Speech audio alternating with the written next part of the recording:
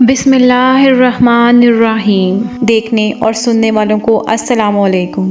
Info cabinet کی نئی video میں آپ کو خوش آمدید کہتے ہیں۔ معزز سامعین، حضرت نوح علیہ السلام اللہ کے نبی اور رسول ہیں جو اللہ کے ان 5 رسولوں میں سے پہلے رسول ہیں جنہیں نیا قانون دیا گیا تھا۔ قرآن مجید کی بہت سی آیات میں حضرت نوح علیہ السلام کے بارے میں ذکر آیا ہے اور مجموعی طور پر قرآن کی 29 صورتوں میں اس عظیم پیغمبر کے بارے میں گفتگو ہوئی ہے۔ مورخین اور مفسرین نے لکھا ہے کہ نوح علیہ السلام کا نام عبد الغفار یا عبد الملک یا عبد العلا تھا، اور نوح کا لقب اس لیے ان کو دیا گیا تھا کیونکہ وہ سالہ سال اپنی قوم کے اوپر نوح و گریہ زاری کرتے رہے۔ حضرت نوح علیہ السلام اللہ تعالیٰ کے پیغمبر تھے۔ آپ نے تقریباً 950 سال تک لوگوں کو اللہ تعالیٰ کی طرف بلایا، مگر آپ کی قوم کا جواب یہ تھا کہ آپ بھی ہماری طرح آدمی ہیں۔ اگر اللہ کسی کو بطور رسول بنا کر بھیجتا تو وہ فرشتہ ہوتا۔ صرف 80 لوگوں نے ان کا دین قبول کیا۔ ناظرین اکرام، حضرت آدم علیہ السلام کے دنیا میں آنے کے بعد ان کی اولاد دنیا میں خوب پھلی پھولی، لیکن ایک مدت گزر جانے کے بعد وہ لوگ خدا کو بھول چکے تھے اور ایک خدا کے بجائے انہوں نے مٹی اور پتھر کے کئی خدا بنا لیے تھے۔ نہ صرف ان کی عبادت گاہیں بتوں سے بھری پڑی تھیں، بلکہ ہر گھر میں بت رکھے ہوئے تھے جن کی وہ پوجا کیا کرتے تھے اور ان سے مرادیں مانگا کرتے تھے۔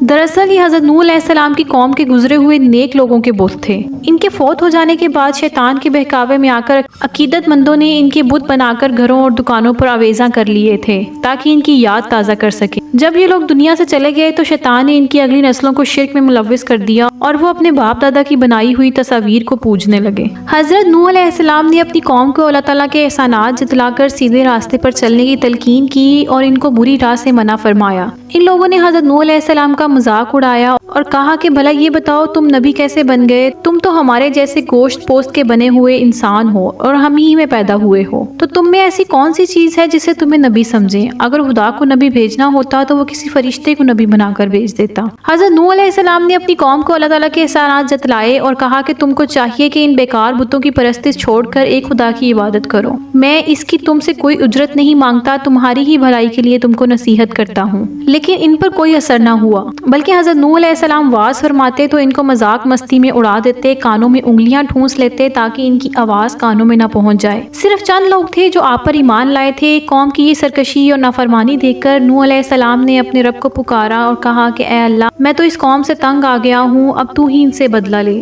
اللہ تعالیٰ نے حضرت نوح علیہ السلام کو حکم دیا کہ ایک کشتی بناؤ اور یہ بھی حکم دے دیا کہ دیکھنا اب کسی کی سفارش نہ کرنا، اب ان پر ضرور عذاب نازل ہو کے رہے گا۔ حضرت نوح علیہ السلام خدا کے حکم کے مطابق کشتی بنانے میں لگ گئے۔ جب آپ کشتی بنا رہے تھے تو قوم کے لوگ آپ کا مذاق اڑا رہے تھے، تانے کس رہے تھے کہ کل تک تبلیغ کر رہے تھے، آج بڑے ہی بن گئے ہیں۔ کبھی کہتے کہ کشتی تو بنا رہے ہو لیکن دریا کہاں سے لاؤ گے کشتی چلانے کے لیے؟ حضرت نوح علیہ السلام اپنے کام میں لگے رہے۔ جب کشتی بن کر تیار ہو گئی تو خدا نے ان کو حکم دیا کہ اپنے اہل اور ان لوگوں کو کشتی پر سوار کر لو جو مجھ پر ایمان لے آئے ہیں، اور ہر جانور کا ایک ایک جوڑا بھی کشتی میں سوار کر لو۔ جب سب لوگ کشتی میں بیٹھ گئے تو خدا کے حکم سے زمین کے سوت پھوٹ پڑے اور ان کے ساتھ ہی موسلا دھار بارش شروع ہو گئی۔ زمین پر پانی بھرنے لگا اور حضرت نوح علیہ السلام کی کشتی بھی پانی میں تیرنے لگی۔ سیلاب کا ایسا عذاب آیا کہ سب لوگ ہی فنا ہونے لگے۔ پانی بڑھا تو حضرت نوح علیہ السلام نے دیکھا کہ ان کا بیٹا پانی میں ڈوبنے لگا ہے۔ آپ نے اس کو آواز دی کہ اب بھی آ جاؤ تاکہ خدا کے عذاب سے بچ سکو،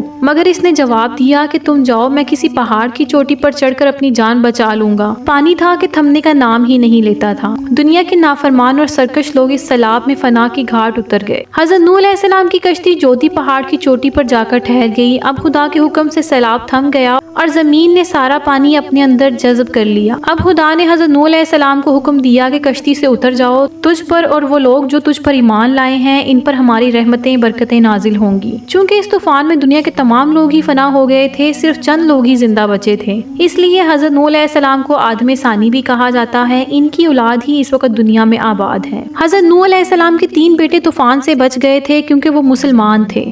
ان کے نام حام، سام اور یافس تھے۔ مورخین کا نظریہ یہ ہے کہ کرۂ زمین کی اس وقت کی تمام نسل انسانی انہی 3 فرزندوں میں سے ہیں۔ ایک گروہ حامی نسل ہے جو افریقہ کے علاقہ میں رہتے ہیں، دوسرا گروہ سامی نسل ہے جو شرق اوسط اور مشرق کے قریب کے علاقوں میں رہتے ہیں، اور یافس کی نسل کو چین میں آباد سمجھتے ہیں۔ معزز ناظرین، اس کہانی سے ہمیں یہ سبق ملتا ہے کہ اللہ تعالیٰ ہمیشہ ہمارے ساتھ ہے۔ اللہ گناہ کا فیصلہ کرتا ہے لیکن وہ رحم کرنے والا اور محبت کرنے والا بھی ہے۔ وہ ہمیں کبھی بھی اس کے پاس واپس آنے کے راستے کے بغیر نہیں چھوڑے گا، یہاں تک کے گہرے گناہ اور دنیا میں سیلاب آیا، اللہ نے نوح علیہ السلام اور اس کی قوم کو نجات کا راستہ فراہم کیا۔ راہ راست پر جانے میں کبھی دیر نہیں ہوتی، کیونکہ اللہ تعالیٰ ہمیشہ ہمارے ساتھ رہتا ہے۔ مجھے اجازت دیجیے، آئندہ ایک نئی ویڈیو کے ساتھ آپ کی خدمت میں حاضر ہوں گی۔ اللہ پاک آپ کا حافظ و نگہبان۔